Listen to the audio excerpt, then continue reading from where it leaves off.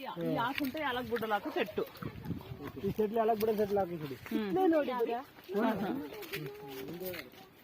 ನಿಮ್ದೇ ಅಲ್ಲ ಆಂಟಿ ಇದು? ಥ್ಯಾಂಕ್ ಯು ಆಂಟಿ, ಇಷ್ಟೆಲ್ಲ ಎಕ್ಸ್ಪ್ಲೇನ್ ಮಾಡ್ಲಿದ್ದೀರಿ. ఇవి యాలక్బుడ్లు కాదు, కొబ్బరి చెట్లు అవి. ఇవి యాలక్బుడ్డలు. ఇవి యాలక్బుడ్లు. ఐదు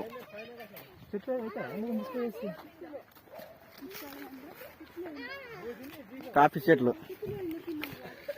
కాఫీ చెట్లు, కాఫీ చెట్లు చూపిస్తా.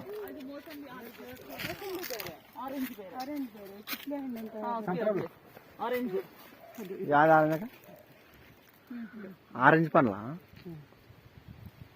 ఆరెంజ్ హలసిన హಣ್ಣు అంటే ఏంది? అదే ఇది పెద్దది పనసకాయ, పెద్ద ఇంతలా ఇది. ಕನಕ చెట్టు కాదులే ಇದು. ಇದಕ್ಕೆ ನಾವು ಹಾಲ್ವಣ ಗಿಡ ಅಂತ ಕರಿತೀವಿ. ಇದು ಇದೆಯಲ್ಲ, ಇದು ನೆರಳಿಗೆ ಗಿಡಗಳು. ಇದು ಬಿಸಿಲು ಜಾಸ್ತಿ ಆದಾಗ ನೀವು ಅದನ್ನ ನಡುವ ಬೆಳೆಸ್ತೀವಿ.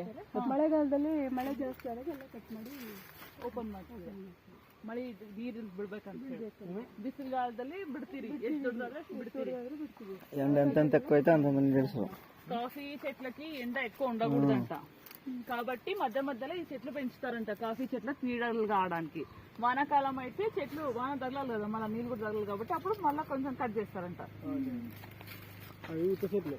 ఇది మొత్తం వీలదేనంట. 4 ఎకరాలు ఉందంట. ಕಾಳು ಬರುತ್ತಲ್ಲ, ಅದು ಕುಯ್ಯೋದಕ್ಕೆ ಇದ್ರ ಮೇಲೆ ಹತ್ಬಿಟ್ಟು ಕುಯ್ತಾರೆ. ಹೌದೌದು. ಕೆಳಗಡೆ ಸಿಗೋದಿಲ್ವಲ್ಲ, ಇದನ್ನ ಹಾಕ್ಬಿಟ್ಟು ಕುಯ್ಯೋದು.